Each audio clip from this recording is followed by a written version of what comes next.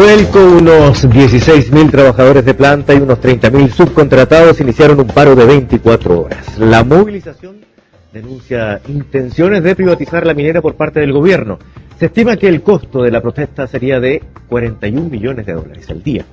Bueno, para conversar acerca de los efectos de esta protesta, estamos en CNN Chile con el economista y consultor del Centro de Documentación y Análisis para los Trabajadores, don Manuel Riesco. Muchas gracias por acompañarnos esta noche. Muchas gracias a usted. Donde se celebra, y decía por eso yo la fecha también, 11 de julio, la nacionalización del cobre. Así es. Así y además son 40 años. Es un día importante para conmemorar, pero también estamos revisando esta huelga. Y partamos por parte de las denuncias o de las defensas que se hacen en relación a esto. ¿Qué asidero tiene lo que el gobierno, a través del ministro del ramo y Andrés Alamán, ha llamado aprehensiones sin fundamento, la denuncia de intentos de privatización de Codelco por parte de los trabajadores?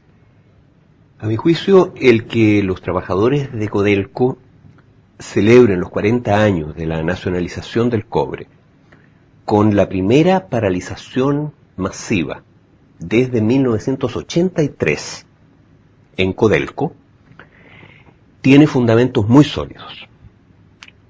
El propio subsecretario del actual gobierno ha declarado que la nacionalización fue un error histórico, a pesar de que este error histórico fue aprobado por la unanimidad del Parlamento en 1971 y ha entregado al Estado, a través de los excedentes de Codelco, una cifra equivalente a todo el resto de los impuestos a la renta que se han pagado a lo largo de estos 40 años. Es decir, en Chile tenemos Codelco y tenemos lo que pagan todo el resto de las empresas y personas. A ver, pero una cosa es lo que pueda decir un funcionario público en su pensamiento. A lo mejor es su forma de ver. Pero otra cosa es qué se está haciendo en cuanto a no solamente materia de legislación, sino también aplicando esta legislación en las empresas privadas o en las empresas estatales, de manera que alguien pueda sospechar que efectivamente se está yendo hacia una privatización. Hablemos de la minera Gaby, donde se crea una sociedad distinta, Gaby S.p.A., dicen, para traspasar activos y de esta forma abrir la puerta a la privatización. Exacto. Es el mecanismo ¿Cómo funciona? es el mecanismo que han usado normalmente para hacer privatizaciones encubiertas. Por ejemplo, este gobierno ha, de hecho, privatizado parte de los activos de Codelco, porque ha vendido la participación que tenía Codelco en la central termoeléctrica de Tocopilla. Es decir, eso es privatizar. Y por supuesto, para hacer eso, tuvieron que primero separar Tocopilla del resto de Codelco, porque era íntegramente de Codelco, y posteriormente vender una parte y después otra parte, etcétera. Es el mecanismo, digamos, de privatización normal. Y los trabajadores, con toda razón, exigen que eso no se haga. Y en el caso de la minera Gaby, ¿cómo podría funcionar? Del mismo modo, es decir, es la idea esta, ¿no es cierto?, de que como Chile no tiene recursos para invertir en Codelco, entonces se buscan capitales privados y esos capitales privados se asocian a los proyectos nuevos. Entonces, por ejemplo, se asocian a este proyecto de Gaby. Ahora, dentro de las respuestas del gobierno, tanto del ministro de Minería como desde el interior y del propio presidente, se ha dicho que no hay ningún intento de privatización, lo que se está haciendo al contrario es lo que no se había hecho muchos años, que es ponerle plata a Codelco para que pueda realizar sus planes de inversión. Bueno, el gobierno pasado le puso $1.000 millones a Codelco para que realizara sus programas de inversión. Y Codelco se ha venido desarrollando a lo largo de los gobiernos anteriores, es decir, no es verdad que no haya tenido dinero para desarrollarse.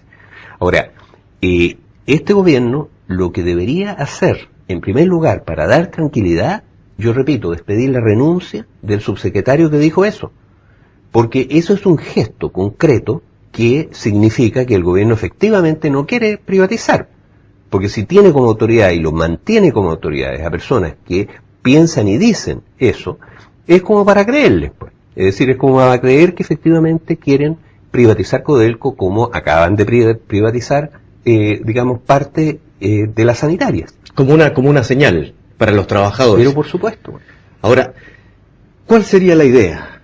¿Por qué privatizar Codelco? ¿Por qué empezar a privatizar algunos activos de la empresa estatal? Algunos señalan porque la competencia con las privadas ya se hace insostenible en realidad. ¿Es verdad? Mire, la verdad es que privatizar el cobre ha sido el mayor negocio que ha tenido el sector privado que se ha apoderado de lo que ha sido privatizado. Aquí el cobre fue nacionalizado por la unanimidad de los chilenos, hace 40 años exactamente hoy. Que es un argumento que se utiliza por parte de las autoridades hoy día también. Si no se puede privatizar, si está en la ley que el cobre es chileno. Bueno, pero es que, digamos, de una forma que es manifiestamente inconstitucional, porque un artículo dice lo que usted menciona, es decir, en la Constitución dice que esto es de propiedad inalienable del Estado de Chile e intransferible. Y el artículo siguiente introducen de que es posible hacer estas concesiones, ¿no es cierto?, por tiempo indefinido, para que se apropien los privados de esto. Y es lo que han hecho en el curso de los últimos 20 años. Ahora, el resultado de eso es que se han apoderado unas pocas empresas, son 10 empresas privadas, del 70% de los recursos de cobre que nos pertenecen a todos. Y estas empresas obtienen por esos recursos que nos pertenecen a todos, no por el trabajo que ellos hacen, sino que por el tesoro que tienen ahí escondido. Es decir, no es una empresa esta que tenga trabajadores, haga innovación y a partir de la innovación saque, digamos, utilidades, porque es mejor que su competencia. No. Estas son empresas que se han apoderado de un tesoro que nos pertenece a nosotros. Pero es que ahí está la duda. ¿Cómo se apoderaron de un tesoro si existe una ley a partir de 1971 que declara nacional este tesoro que es el cobre? Bueno, porque como le digo... Hubo regulaciones en el camino del tiempo que permitieron que estas concesiones que se le otorgaban a las mineras fueran o permitieran lo que usted está señalando en este momento. Así fue. Es decir... ¿Cuál fue el camino? El camino fue ese, es decir, la Constitución establece lo que usted menciona. Esto es propiedad del Estado de Chile, intransferible, inalienable. Pero el acto seguido, en el siguiente párrafo, la Constitución, el hermano del actual presidente, el entonces ministro José Piñera, introdujo un párrafo que, si bien era de propiedad del Estado de Chile, podía concesionarlo ad eternum a estas empresas privadas para que hicieran lo que quisieran con eso. En buenas cuentas les entregaba la propiedad en los hechos de algo que nos pertenece a todos. Ahora, en un artículo suyo que estuve leyendo, revisando, usted señala que esto se hace con garantías que exceden las del derecho de propiedad común y corriente. ¿Cómo es eso? Porque, por ejemplo, en el derecho de propiedad común y corriente no hay garantía de inexpropiabilidad. Como es lógico, si usted tiene, por ejemplo, una casa y pasa una carretera por donde está su casa, el gobierno puede expropiarle su casa para que pueda pasar la carretera. Bueno, acá, estas concesiones son de tal manera defendidas y protegidas por la propia Constitución, que si el Estado quisiera hacer eso, teóricamente, lo que tendría que hacer es pagarles el valor total del yacimiento, por el cual ellos nunca pagaron un peso, porque se les entregó sin costo. Imagínese usted. Es decir, le entrega derechos de propiedad que son superiores a los de la propiedad de un chileno cualquiera, sobre cualquier bien. Ahora, voy a leer algunas frases de lo que se ha dicho durante estos últimos días respecto a la huelga que se tenía ya programada para hoy. El presidente de Codelco, Diego Hernández, negó que haya planes de privatizar la empresa y opinó en una entrevista publicada por nuestro medio asociado a La Tercera, que si se hubiera privatizado en cualquier momento de su historia hubiera sido un mal negocio para el dueño. Pero por supuesto, sí, tiene toda la razón en lo que dice Diego Hernández. Hubiera sido un pésimo negocio. Ha sido un muy buen negocio que Codelco se mantenga en propiedad estatal y ha sido un pésimo negocio para Chile que a través de este mecanismo que hemos discutido antes se haya entregado el 70% sin pago de los recursos minerales a empresas extranjeras. Ya, pero entonces coordinemos. Entonces, si alguien que opina así, y lo opina como muy mal negocio, ¿cómo entonces podría estar de acuerdo con que la empresa vaya a un camino de privatización? El problema es que lo que están haciendo, pues.